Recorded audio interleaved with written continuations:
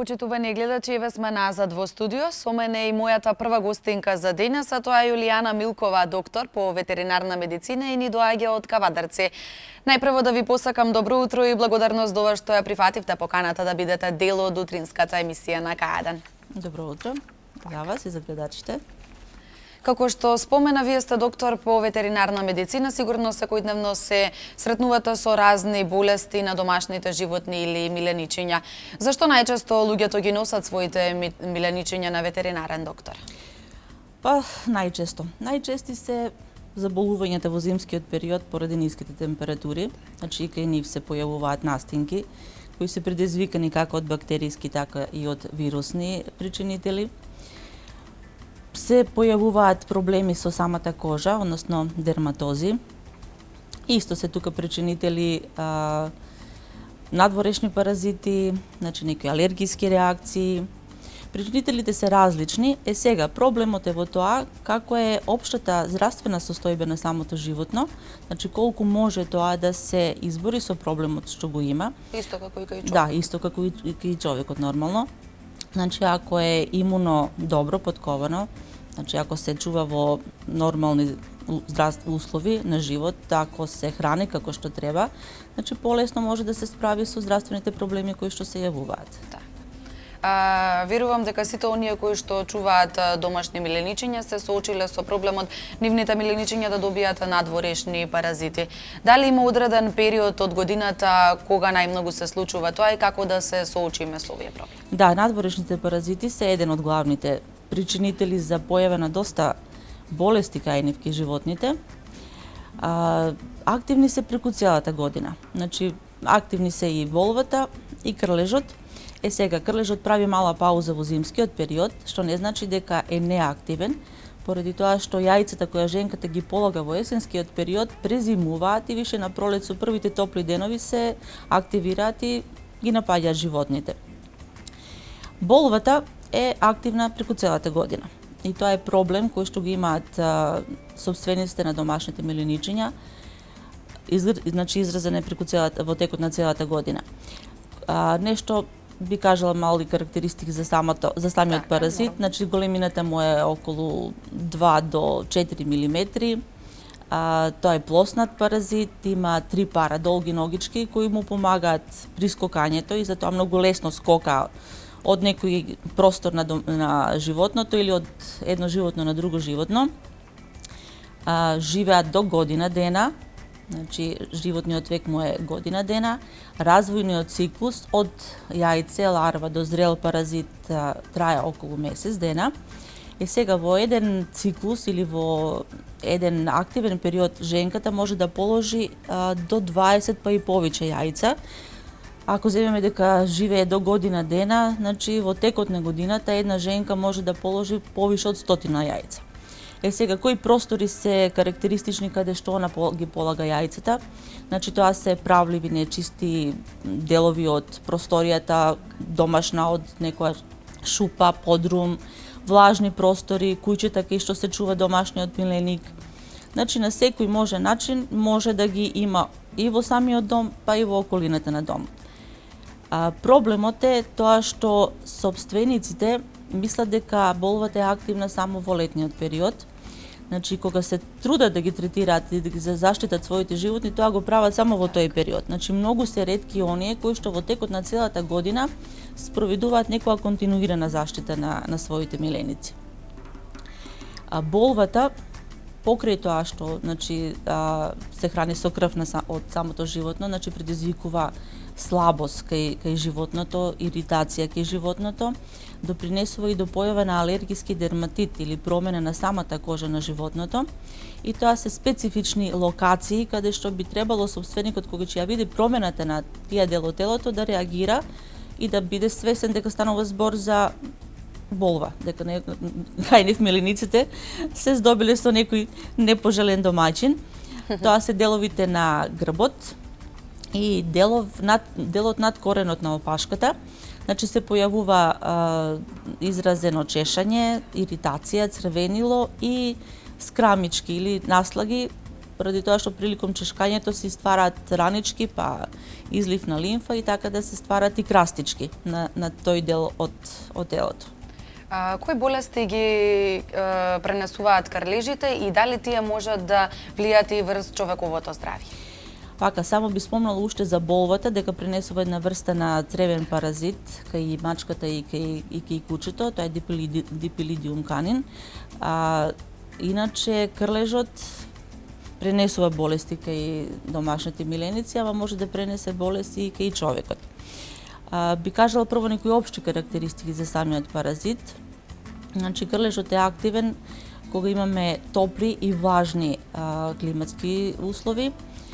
Тој може да има еден, да кажам, затворен циклус или 2 до 3 циклуса во текот на годината, значи од ларва, од јајце, ларва, зрел паразит, значи снесување на јајца, умирање и повторно да се од временските фактори, значи зависи колку тие нови единки ќе бидат активни и колку пати тие ќе полежат јајца, па тие пак ќе станат активни. Значи, пошто ни е променета самата клима, ги имаме, кажав, 2 до 4 циклуси во текот на годината, значи крлежот е доста активен. Сега, многу често доаѓаат сопствениците на миленичињата, се зачудени, наводно дека станува збор за појава на некој нов вид на крлеж. Не станува збор за нов вид на крлеж, него станува збор за тоа што сега цел тој развоен циклус на паразитот се одвива на еден домаќин. Значи, како се променува климата, значи ги има повеќе, така да тие немаат време да барат преодни домаќини да би стигнале до кучето или до мачето, него цел развоен пат се одвива сега на еден домаќин. Од јајце, ларва, значи незрел млад облик, па до зрел паразит. И за тоа се тие сите фази негови на еден домаќин. И затоа луѓето мислат дека станува збор за некој нов вид на крлеж. Значи активни се доста, ги има доста и треба исто да се превенира на време. Треба заштитата да се почнува, значи пред појавата на првиот крлеж. Обично више појава на првите крлежи пак ќе напомнам во зависно од климатските фактори и од местото на живење, веќе ги имаме декември, јануари и веќе почнуваат да се појавуваат. Пренесуваат доста болести. Да споменеме. Да, пренесуваат доста болести, како кај животните, значи така и кај некои од нив се карактеристични и опасни за човекот. Кај животните најмногу се застапени на нашите терени бебезиозата или маларијата, позната кај народот. Значи тоа е заболување на црвените крвни клетки. Значи станува збор за протозоа, која што ги напаѓа црвените крвни клетки и предизвикува анемија, пошто доведува до нивно уништување. Клиничката слика каква не е кај самиот миленик, појава на општа слабост, висока температура во почетокот, бледи слузници, апатија, немаат апетит, значи намален апетит. Ако веќе поминало некое време или више навлегува во некоја хронична фаза на заболувањето, се појавува и промена на бојата на мочката. Значи боја на рџа, темна боја поради хемоглобинот од распаднатите црвени клетки. Болеста се лекува, само проблемот е кога ќе се побара помош од нас, стручните лица. Значи многу пати тие што дошле на време, може трае лекувањето, третирањето подолго време, но сепак е позитивен крајниот резултат. Да. Имаме негативни резултати кога веќе болеста навлегла во некоја поодмината фаза, кога веќе имаме изразена анемија, значи бледи слузници на уста, пожолтени очи, тогаш потешко се спасува миленикот.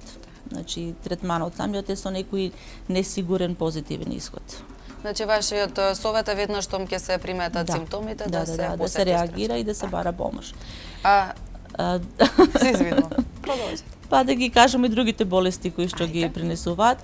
Исто значајно заболување ни е и ерлихиозата. Значи тоа е исто болест кај животните само. Станува збор за рикеција. Сега додека едниот ги напаѓаше црвените крвни клетки, а овој друг узрочник ги напаѓа белата крвна лоза, значи не ги напаѓа леукоцитите. Исто се јавуваат промени тие се општи слабости на организмот, апатија, намален апетит, зголемена телесна температура. Сега карактеристично кај ова заболување е што имаме промени на самите зглобови. Значи не се јавуваат отоци на зглобовите на миленикот на животното. Сега може да бидат на сите 4 нози, може да биде на една нога појавата на отокот, може да ни менува место, значи денеска го имаме или ден-два на едниот зглоб, а утре дента го приметуваме отокот на другиот зглоб. Исто се лекува болеста, лекувањето трае нешто подолго. Акутната фаза не е таа, додека ако веќе преболи акутниот или првиот налет на заболувањето самото животно, кога веќе влегува во таа хронична фаза или во хроничниот тек на заболувањето, тогаш ни прават проблем секундарните инфекции. Значи тоа се секундарни бактериски инфекции или бактерии кои што веќе нормално не обкружуваат и живеат исто како кај нас и кај нив. И сега тие, додека е имуно здраво животното, нема проблем со тие бактерии околу него, а како се намалува нормално имуниот систем, сега и тие му прават одредени здравствени проблеми. И затоа лекувањето кај ова заболување трае многу подолго време. И уште едно заболување кое што е веќе карактеристично или значи проблеми за нас луѓето, тоа е лајмската болест.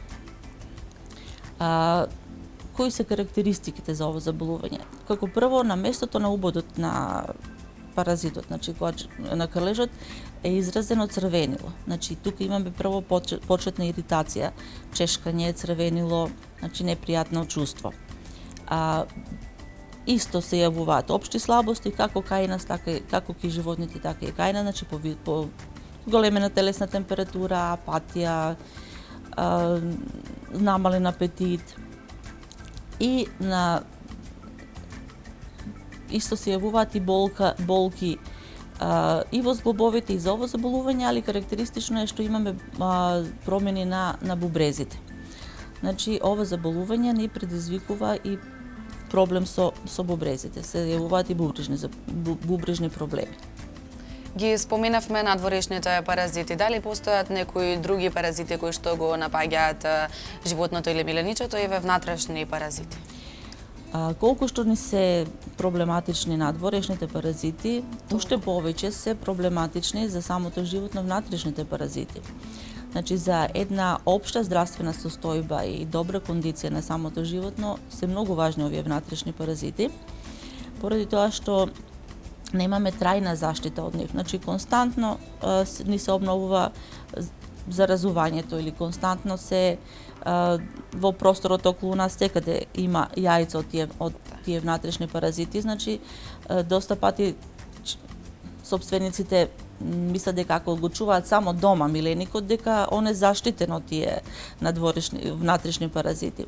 Не е заштитен поради тоа што по улиците имаме доста кучиња скитници. Значи, ние самите на обувките може да донесеме. Тоа се јајца кои не се видливи со голо око, а нашиот миленик е секојаш радознал да не помириса.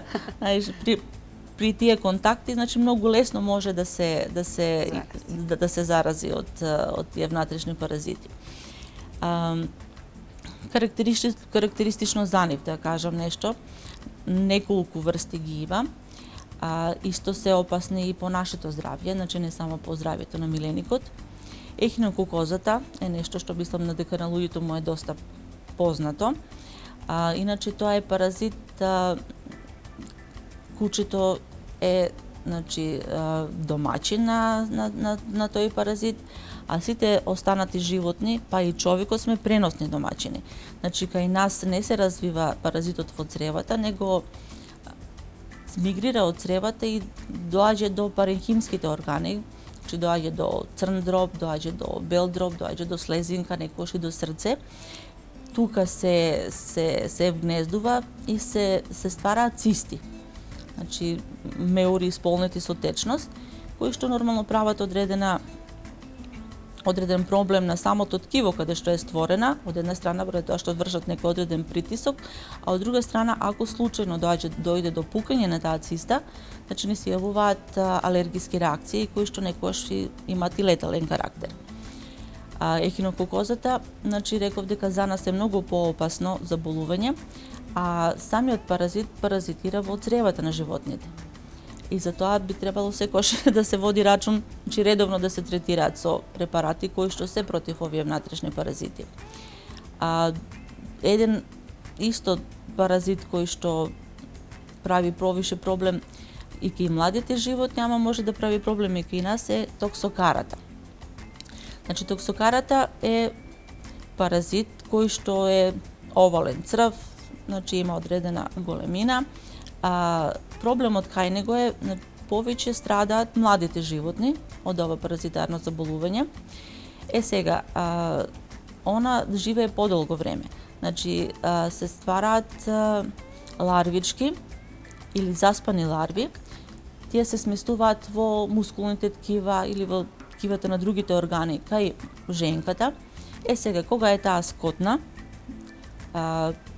пред пороѓај или пред окучување, тие ларвички се будат, значи преку циркулација навлегуваат и во млечната жлезда, а навлегуваат и во самата плацента. Така да плодовите кај кучката се заразуваат додека се во стомакот на мајката и после окучувањето со првото колострално млеко. Значи се населуваат ларвичките во самото црево. И тоа се паразити кои што прават голема штета кај домашните милиници, затоа што е смртноста доста голема ако не се третирани редовно на време животните. Од друга страна, кој проблем кај нас може да го предизвикаат? Значи кај нас луѓето јајцата како навлегуваат во организмот, доаѓаат до цревото, тука се ствараат ларвите, ама не е погодна средина за тие да се размножуваат. Значи тие ларви навлегуваат во ткивата, во секој дел од нашиот организам, мигрираат до најситниот крвен сад. Значи многу пати тука се ствараат како грануломи и се во зависност кој дел или кое ткиво е нападнато, такви ни се и промените кои што ние ги чувствуваме. Значи тоа не се некои болести од кои што би можеле да имаме некоја карактеристична клиничка слика па да би отише да побараме помош. Значи тоа се многу често проблеми за кои што не сме ни свесни дека ги имаме. Карактеристично е кога навлегуваат тие ларвички во мозочното ткиво, значи кои симптоми и какви симптоми гледаме кај луѓето. Обично се го губиме чувството на страв. Значи се појавува некоја храброст ненормална кај луѓето. Се подложни на ризици, значи, а од друга страна може да предизвика агресивност, хистерија. Значи, тоа се работи кои што необични симптоми, така да многу пати мислиме дека е тоа карактерна особина, наследна особина, а може да биде предизвикана поради ова заболување од овој паразит. Кога зборуваме за заболување или можност од заболување, секогаш се наметнува прашањето за превенцијата. Како да ги заштитиме нашите миленичиња од овие внатрешни и надворешни паразити, а воедно да се заштитиме и себе си?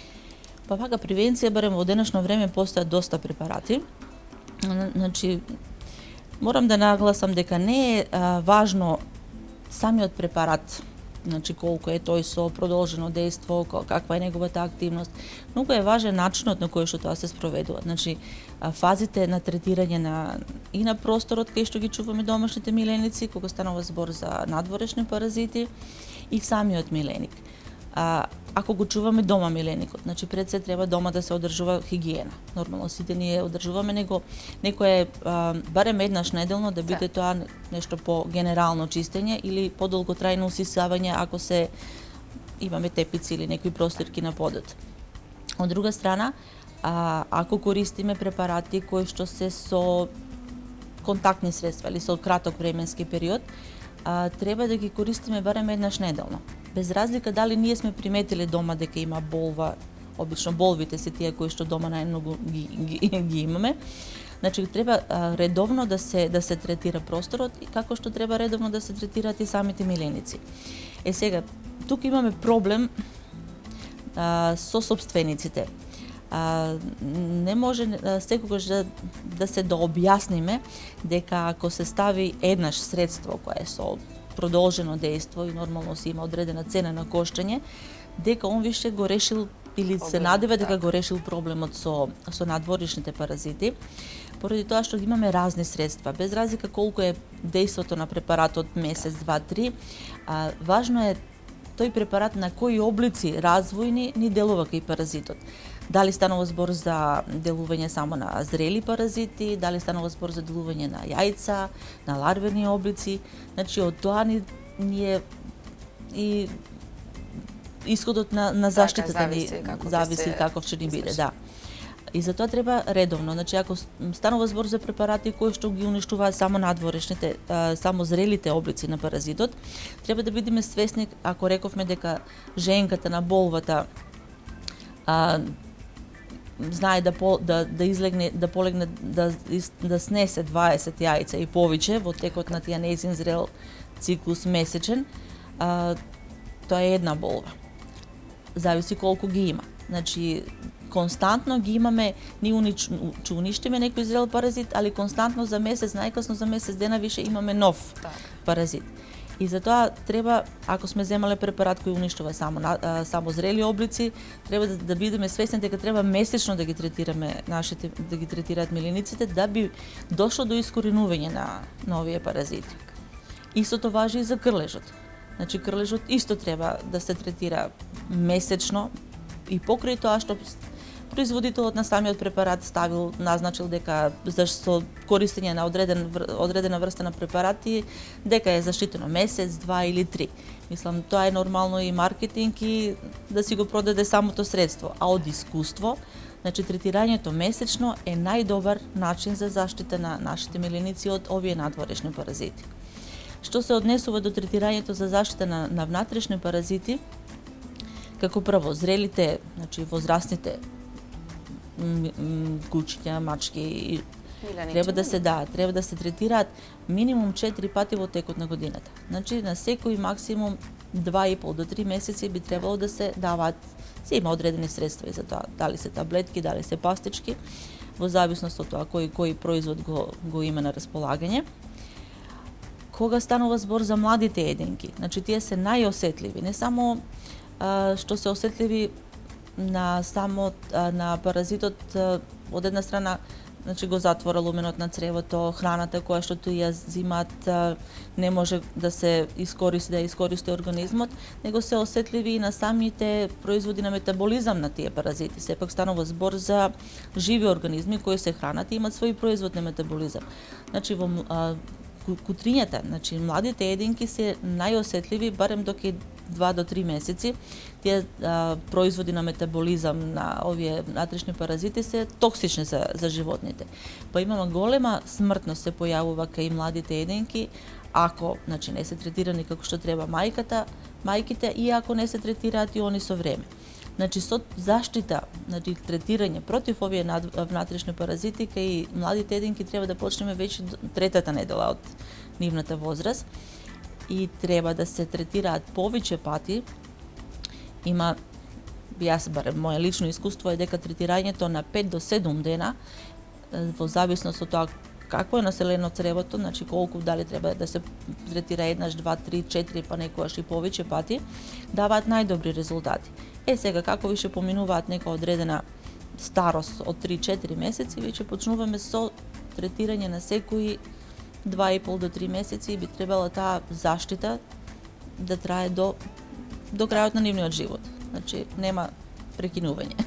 Значи, навременото приметување на симптомите и посета на ветеринарен доктор, тоа е клучно за да се заштитат сите овие животинчиња, односно миленичиња од болестите кои што ги напаѓаат. Так.